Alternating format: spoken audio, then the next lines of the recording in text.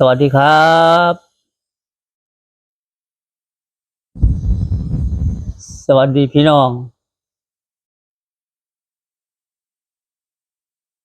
ของทวีคนเดิมทุกคู่ทุกคนครับมื้อนี้ก็เป็นวันที่28อยากมาบอกเรื่องความฝันให้พี่น้องได้รับฟังได้รับรู้จอมือจอวันเลขที่ออกพี่น้องเพื่อมันโศกเพื่อมันมาน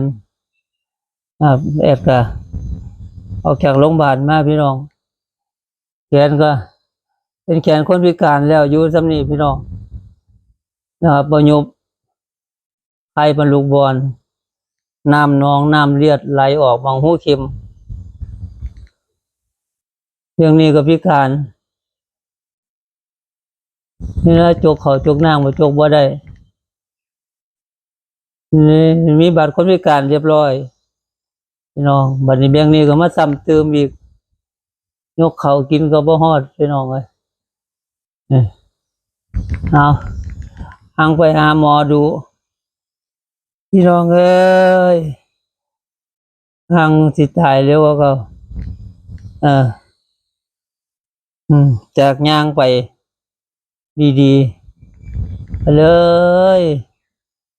กินไปทั่วพี่น้องจากว่าเค็มน้ำเกลือจากว่าเค็มใส่ความดันจากว่าเค็มจากว่าอีหยังเป็นหยังโนตายหัวนอกหัวใจเต็มไปเบิดพี่น้องแถมไม่โรคหัวใจอีกพี่น้องเอ้ยหัวใจเต้นบ่หยุดบ่หย่อนกินยาหัวใจก็แพ้มันแห้งพี่น้องสั่นทดใจที่ขาดเมื่อนั้นกินครึ่งเม็ดหอยกินครึ่งเม็ดพี่น้องใจที่ขาดหยุดกินยาหัวใจพี่น้องต้องเสียเอายาไปให้หมอเบิ่งว่าเขากินบ่ได้ให้ลดยาหัวใจลงจากมันแห้งกลายเป็นให้มันเบาลงจักหน่อยออกจากโรงพยาบาลมาพี่น้องก็อยู่ผู้เดียวคือเก่าอย่างยังสั้นก็คือพี่น้องเห็นนี่ล่ะไปอยู่โรงพยาบาล7 คืนนอนอยู่ผู้เดียวลำบากอยู่พี่น้องข้าวน้ำซ้ำปลาก็กินบ่ได้ครั้งนี้ก็ค่าน้ำเกลือครั้งนี้ก็ค่าเค็มอันนี้ลุกไปฉี่ไปเยี่ยวหมอก็บ่ให้ลุกฉี่ใส่เพิ่นเพิ่นญาติก็บ่มีบัดนี้เพิ่นหมอโดนเพิ่นต้องมาเปลี่ยนให้นอนอยู่กับเตียงโอ้ลำบากหลายพี่น้องเอ้ยนอนไห้ซุมื้อที่บ้านก็นอนไห้ซุมื้อพี่น้องนี่วานเมื่อก่อนนี่ปวดหลายมันเป็นเฉียวๆย่องๆอยู่เล็บเดียวปวดทรมานไห้ก็ให้แน่คนเอิ้นว่าลูกเพชรพี่น้องเพิ่นว่าลูกเพชรพี่น้องเคยฮู้อยากบ่ลูกเพชรตอนนี้ยังปวดพี่น้องปวดอยู่แต่ว่าทุเลาลูกเพชรโอ้ยบ่เคยเป็นอย่าเป็นเด้อพี่น้องปวดทรมานต่ำหัวใจตึบๆเพิ่นว่าลูกเพชรโอ้ยอาจเป็นไห้ว่าซั่นปวดแฮงพี่น้องปวดโอ้ยเอิ้นหาบ่ได้วนๆก็บ่มียังโชคดีมียายข้างบ้านยายลีก็บ่สาบานเพิ่นมีความเมตตาจากเพิ่นฟ้าวหายามามุให้ก็พอทุเลาได้พี่น้องเพิ่นหารถซ้ายไปหาหมอไปฉีดคลินิกบ่มีผู้ว่างจักคนเอาที่ละพี่น้องเพิ่นว่ายามทุกข์เพิ่นบ่ว่าลูกว่าหลานยามมีเพิ่นแค่ว่าลูกว่าหลานคนทุกข์แม่นสิร้องสิไห้ซำใดเจ้าสิร้องปานใดก็บ่มีคนได้ยินเสียงเจ้าคนรวยคนมีหน้ามีตาแม่นซึมถึงหูก็ได้ยินนี่แหละคำเพิ่นว่าแม่นอีหลีพี่น้องพี่น้องเว้ายาวแล้วบัดนี้มาเว้าผมฝันนะครับฝันแบบเก่าฝันแบบที่งวดที่4 994นั่นล่ะตัวเดียวนั่นล่ะ วันนี้ฝันพี่น้องฝัน2 คืน 3 คืนติดต่อกันแต่ว่ามันก็ฝันคนละแบบ แต่ว่าสิลงคนละคลิปบ่ทันได้คลิปจ้าคลิปพี่น้องเดือนนี้ได้เงินค่า YouTube 3,000 บาทค่าไฟกับค่าน้ำค่าอินเทอร์เน็ตก็1,000 กว่าบาทค่าไฟ630 บาทพี่น้องเห็นบ่โอ้ยเออค่าไฟเดือนนี้มันแพงย้อนหยังน้องครับเปิดออกซิเจนเบิดมือเบิดคืนเบิดบ้านกับพัดลมพี่น้อง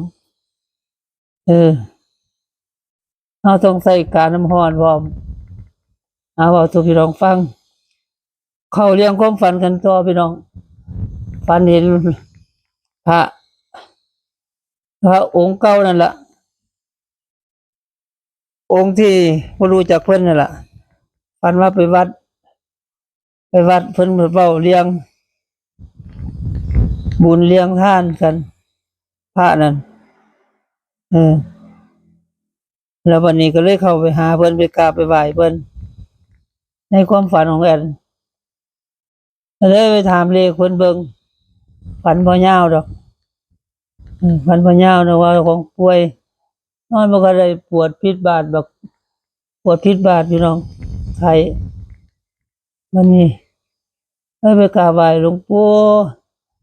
เลขงวดนี้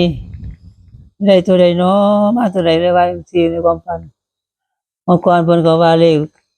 เข้า449เนาะมันออก49ส่วนก่อนพุ่นอันนี้งวดนี้เพิ่นก็ว่าเจ้าผมว่าผมจำแม่นอยู่แต่ไม่ใช่ว่าบ่ออกผมว่าผมจำแม่นอยู่พอบ่ออกก็อีกแบบนึงเลยพี่น้องจำแม่นอยู่เพราะว่าเพิ่นบอกเป็นเลขตัวเลขเลยก็เลข94นะไม่ไหวเพิ่นก็เลี้ยวเบิ่งหน้าบ่ออกกินข้าวไปผมก็ว่าบ่ทันได้กิน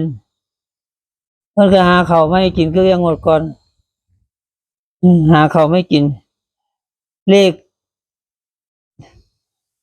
มันบ่ได้ตรงกับเลขดังเลยพี่น้องเด้อบอกให้ก่อนมันบ่ตรงกับเลขดังเลยเลขดังเขา2992เลขดังเขาเอาท่านได้กินหลวงปู่บอกเพิ่นว่าเข้าในบาทไปกินไปก็ได้เข้าคือเก่าล่ะพี่น้องบ่มีเรื่องอื่นได้เข้าคือเก่าได้เข้ามากินก็ได้กินข้าวกินน้ำก็เลยว่าเลขงวดนี้เพิ่นว่าเป็น2ตัวก่อน42ซั่นว่า42ซั่นพี่น้องตอนนี้ครั้งที่3ก็เลยว่า342ซั่นว่าผมก็เลยตีว่านี่มันบอก42หรือ342กันแน่เนาะเนี่ยก็เลยตีให้พี่น้องเบิดตัว3ตัว342กับ42พี่น้องเพิ่นว่าจังซั่นล่ะแต่ว่าที่วังคักๆนั่นก็คือ42พี่น้องก็ซื้อ42 332 34 42พี่น้องมีสำนั้นล่ะเพิ่นบอกงวดนี้ลองเบิ่งให้คนเมื่อยเว้าโดนบ่ได้ก็เพิ่นบ่ลงเก็บให้พี่น้องราคามันออกถ้ามันถูกพี่น้องสิเสียใจก็ลองเบิ่งลองเสียงเบิ่งนี่เด้อคืนนี่พี่น้องเด้อ342แล้วก็2ตัวที่เพิ่นเว้า2เที่ยก็42พี่น้องซื้อเบิดทุกตัวว่าตัดเล่นคือ32 34แล้วก็42 24พี่น้องลองเบิ่งถ้ามันออกอันนี้พระองค์เก่าที่เพิ่นเคยบอกเอา449นั่นล่ะอันนี้งวดนี้เพิ่นก็บอกตัวเลขคือเก่า นี่42เพิ่นบอกว่าเพิ่นบอก2เที่ย42แล้วก็เพิ่นมาเว้าเที่ยที่4342โอ้ยเมื่อยหลายพี่น้องเอ้ยออกซิเจนก็เบิดเบิดมื้อเด้แม่บ้านที่จ้างเพิ่นมาเดือนละหมื่นเพิ่นก็กลับแล้ว5 โมงแลงเพิ่นมา8 โมงเช้ากลับ5 โมงแลงนี่เลี้ยงข้าวเลี้ยงน้ำเบิดนำง่ายกินเอาอยู่นำกันเนี่ยอยู่คนละอำเภอพี่น้องเพิ่นมาดูแลซักเสื้อซักผ้าย่างบ่ได้เวลาลุกนั่งนี่ก็คอยลุกเอานั่งได้อยู่แต่ว่าแต่ก่อนนั่นลุกนั่งแล้วก็ลุกจับไม้กระเท่าย่างไปหารถเข็นได้แต่เดี๋ยวนี้บ่มีแฮงพี่น้องหัวเข่า2ข้างบ่มีแฮงลุกต้องให้คนพยุงดึงขึ้นแล้วก็เมื่อยไปห้องน้ำใกล้ๆนี่ก็ตัวจะมาฮอดก็โอ้ยหลายชั่วโมงเมื่อยแห้งพี่น้องนี่คือมาเว้าความฝันสู่พี่น้องฟังนะครับฝันเกี่ยวหลวงพ่อองค์เก่าที่เคยบอก449ที่บอก94นั่นล่ะตัวเดียวหลังวันนี้เพิ่นก็บอก42 3ตัวบอก342มักก็ค่อยซื้อค่อยจัดค่อยหากันเอานะครับผมก็เป็นแค่ความฝันเว้าสู่พี่น้องฟังแต่ว่าฝันแม่นเอาแท้เอาว่าให้เอาว่าเด้ทำเพิ่นเคยบอกถึกเด้หลวงปู่องค์นี้เป็นความเมตตาจากเพิ่นคือว่าเทวดาเจ้าแม่ธรณีเพิ่นเมตตาเพิ่นก็เลยมาเข้าฝันเลยบอกพี่บอกน้องเก็บที่สุขทุกคนให้ได้โชคได้มานำกันแต่ว่าแอดเด้อพี่น้องเด้อป่วยทั้งพิการพี่น้องคนพิการมือเนี่ยป่วยคนพิการมือพี่น้องทางนี้ก็ยงสิละใครมันอูอยู่เป็นหยังก็บ่ได้ฝากถึงพี่น้องอีกที่ทุกคนอย่าสิทิ่มอย่าสิปาแต่มีคนเดิมอยู่นำกันจนฮอดมื้อตายนี้จากกันเด้อพี่น้องเด้ออย่าสิทิ่มช่อง YouTube ทวีคนเดิมช่องของพี่ของน้องนะครับแต่มีมื้อนี้ก็ย้อนมีพี่น้อง FC ให้ความเมตตาต้องมานั่งเว้าต้องมีแรงผลักดันตัวผู้เดียวพี่น้องหาผู้เดียวไปผู้เดียว